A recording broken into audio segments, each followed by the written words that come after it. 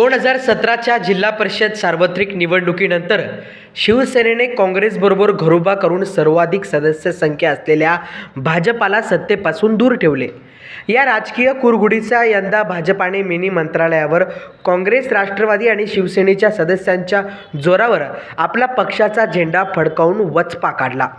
यामध्ये महालगाव गटाचे सदस्य अविनाश गलांडे अध्यक्ष तर बाबरा गटाचे जितेंद्र जयस्वाल उपाध्यक्ष म्हणून अविरोध विजयी झाले. गेल्या आठवड्यात झालेल्या जिल्ह्यातील विविध पंचायत समिती सभापती निवडीत भाजप आणि शिवसेना शिंदे गटाने जे सोबत येतील अशांना घेऊन सत्ता स्थापन केली. त्यामुळे जिल्हा परिषद अध्यक्षपदाच्या निवडणुकीतही मोठी रस्सीखेच होण्याचं चिन्ह निर्माण झाले.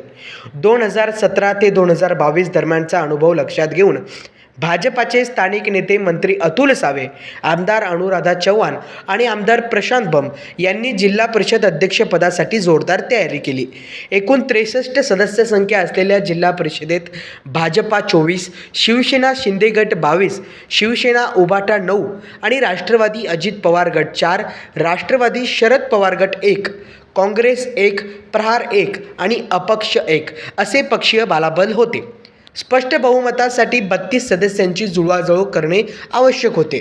भाजपाला 24 सदस्यांशिवाय सत्ता स्थापनेसाठी 8 सदस्यांची आवश्यकता होती.